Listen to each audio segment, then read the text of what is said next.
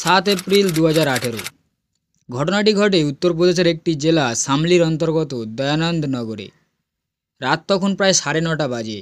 এক ব্যক্তি রাস্তা দিয়ে নিজের বাড়ি ফিরছিল। হঠাৎই সে দেখতে পায় রাস্তায় একটা লোক পড়ে রয়েছে। সে মোবাইলের আলোটা জ্বেলে তার কাছে গিয়ে দেখে লোকটি শেষ নিঃশ্বাস নিচ্ছে আর তার মাথা ফেটে প্রচুর রক্ত ঝরছে। এটা দেখে পথ চলতি লোকটি ভয় পেয়ে যায়। সে চিৎকার করে আশেপাশের লোক জড়ো করে। ততক্ষণে রাস্তায় পড়ে থাকা লোকটি মারা যায়।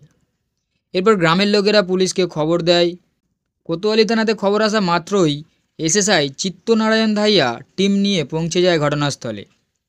প্রাথমিক তদন্তে পুলিশ বুঝতে পারে লোকটিকে গুলি করা হয়েছিল। কিন্তু প্রশ্ন হলো, মাঝরাতে ওই লোকটিকে কেন গুলি করা হলো ফাঁকা রাস্তায়? আর কে ছিল লোকটি? আর কেই বা তাকে গুলি করলো? জানবো এই ভিডিওতে। পুরো ভিডিওটা দেখুন। আর এখনও যদি ক্রাইম স্টোরি বেঙ্গলি চ্যানেলটি সাবস্ক্রাইব না করে থাকেন, তাড়াতাড়ি সাবস্ক্রাইব করে নিন এই রকম রহস্যময় অপরাধের গল্পগুলো জানার জন্য। এরপর লোকটির জামা কাপড়ের পকেট থেকে কিছু কাগজপত্র পাওয়া যায়, যেটা থেকে পুলিশ জানতে পারে যে মারা যাওয়া ব্যক্তির নাম রাকেশ রুহেলা। আর ঘটনাস্থল থেকে মাত্র কিছুটা দূরেই সেই গ্রামেই তার বাড়ি। এরপর তার বাড়ির লোকেদের খবর দেওয়া হয়।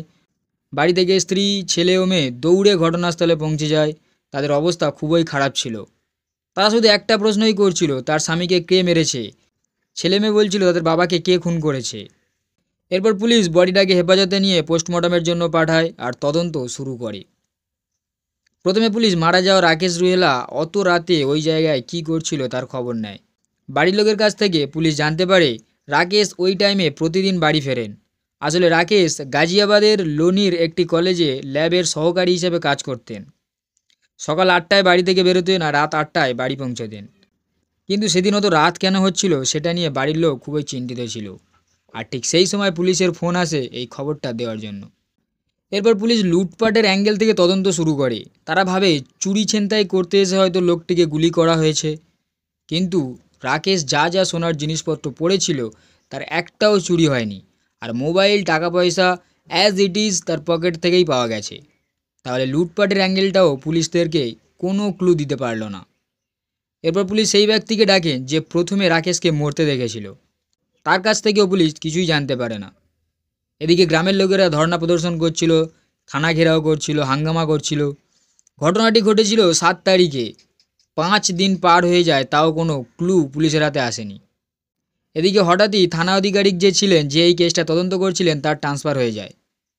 আর এই পদে দায়িত্ব নেন জিতেন্দ্র করলা, যিনি দায়িত্ব নিতেই এই কেসের তদন্তে গতি আসে। নতুন ইন্সপেক্টর রাকেশ রুহেলার বাড়ির সবার মোবাইলে সিটিআর বার করেন। তাতেও এমন কোনো নম্বর বা ধমকি সমেত কোনো কল পুলিশের হাতে আসেনি। এরপর পুলিশ রাকেশ যে দিক দিয়ে কলেজে যেত সেই রাস্তা অনুসরণ করেন। কোন কোন ট্রেনে উঠতেন, কোন ট্রেনে বাড়িতে আসতেন, কোন ট্রেনে কলেজে যেতেন, সব কিছু পুলিশ খুঁটিয়ে দেখেন।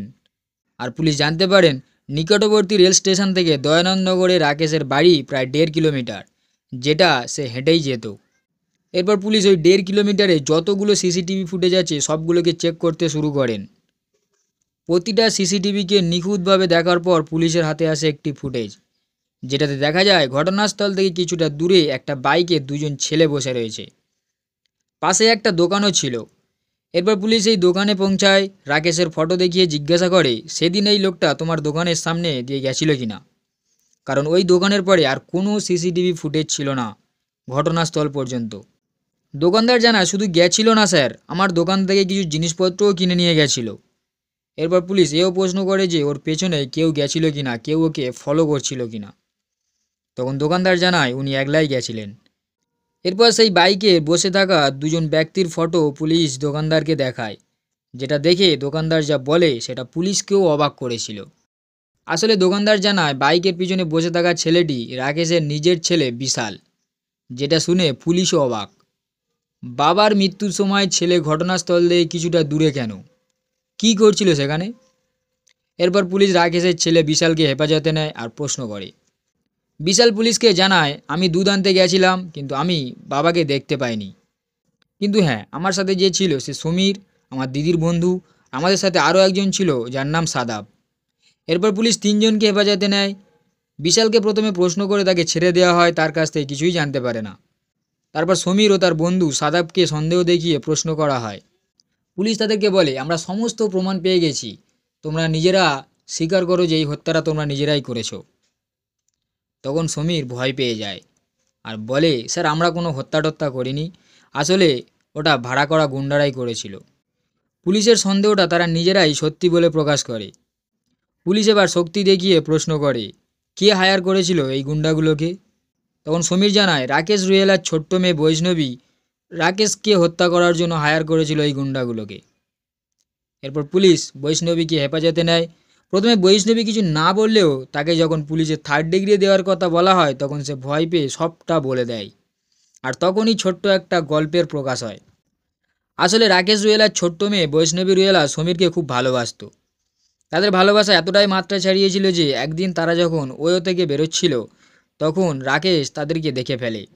আর সমীর যেহেতু অন্য ধর্মের ছিল তাই সেখানেই রাকেশ তাকে কিছু চড় মারে আর বলে, আজকের পর থেকে আমার মেয়ের পিছনে যেন আর না দেখি। সেই সময় সমীর সেই জায়গা থেকে পালিয়ে যায়। এরপর একদিন রাকেশ যখন বাড়ি ফিরছিল কাজ না হওয়ার জন্য, তখন সমীর তার বাড়ি থেকে বেরোচ্ছিল যখন রাকেশের স্ত্রী একলা ছিল বাড়িতে।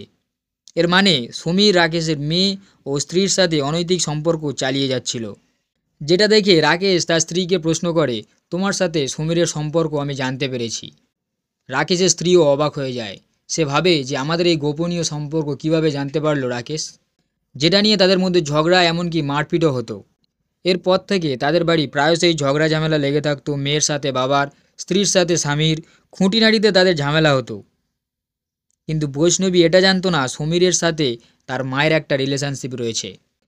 এরপর প্রতিদিনের এই ঝামেলা থেকে মুক্তি পেতে বৈষ্ণবী সমীরকে বলে তার বাবাকে পথ থেকে সরিয়ে দিতে, কারণ রাকেশ বৈষ্ণবী ও সমীরের সম্পর্কে বাধা দিচ্ছিল। কিন্তু সমীর বৈষ্ণবীকে জানায় সে হত্যা করতে পারবে না, কিন্তু এই কাজ করার জন্য সে কিছু লোক জোগাড় করে দিতে পারে। তারপর একদিন বৈষ্ণবী সমীর ও রাকেশের স্ত্রী ভাড়া করা কিছু গুন্ডাকে দিয়ে এই হত্যার প্ল্যান করে। এই প্ল্যানে রাকেশের স্ত্রী সামিল ছিল, কারণ তার অনৈতিক কাজ যেন সমাজের বা তার ছেলেমেয়ের সামনে না আসে, সেই জন্য সে এই কাজে যোগ দিয়েছিল।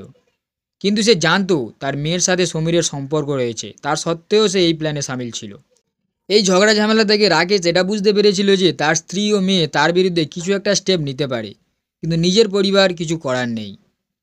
এরপর আসে 7ই এপ্রিলের রাত। সেদিন রাকেশের মেয়ে বৈষ্ণবী তার বাবার বন্দুকটা ভাড়া করা গুন্ডাকে দিয়েছিল তার বাবাকে হত্যা করার জন্য, আর এও বলেছিল হত্যা করার পর তাকে ফিরিয়ে দিতে। তাদের মধ্যে বড়সড় একটা টাকার ডিলও হয়েছিল রাকেশকে হত্যা করার জন্য। এরপর আপনারা তো শুনলেন কি ঘটেছিল। পুলিশ যখন এই কেসটা খুলাসা করেন তখন রাকেশের ছেলে বিশাল পুলিশকে জানিয়েছিল সেও একদিন সমীরকে দেখেছিল তাদের বাড়ি থেকে বেরোতে যখন তার মা একা ছিল। সে প্রশ্ন করায় তার মা বলেছিল, সন্দেহ করার কিছু নেই, সমীর তোমার দিদির বন্ধু, তাই বই নিতে এসেছিল। তারপর বিশাল আর এই নিয়ে কাউকে কিছু বলেনি। যদি বিশাল আগে তার বাবাকে জানাতো এই খবরটা তাহলে অন্য উপায়ে হয়তো সমাধান করা যেত এই বিষয়টা। এরপর পুলিশ বৈষ্ণবী, সমীর ও বৈষ্ণবীর মাকে গ্রেপ্তার করে জেলে পাঠিয়েছে। তার সাথে সমীর ও তার ছোট ভাই সাদাব ও ভাড়া করা 2জন গুন্ডাকেও পুলিশ গ্রেপ্তার করেছে আর জেলে পাঠিয়েছে। এখন তারা জেল কাস্টাডিতে রয়েছে, তাদের সাজা কাটছে। তো বন্ধুরা, বাবা কি মেয়ের খারাপ চায় কোনো দিন? সেদিন ওয়োতে দেখার পরেও কি রাকেশ কিছু না বলে চুপ করে ওখান থেকে চলে আসলে ভালো হতো? সেটা কি বাবার কর্তব্যের মধ্যে পড়ে? তার সত্ত্বেও নিজের মেয়ে ও স্ত্রী এইভাবে রাকেশকে হত্যা করলো। এই সত্য ঘটনাটা শুনে আপনাদের কেমন লাগলো অবশ্যই আপনাদের মতামত কমেন্টে জানাবেন, আর ভিডিওটা ভালো লাগলে একটা লাইক করে দেবেন। আজ আসি, দেখা হবে নেক্সট ক্রাইম স্টোরিতে। ধন্যবাদ।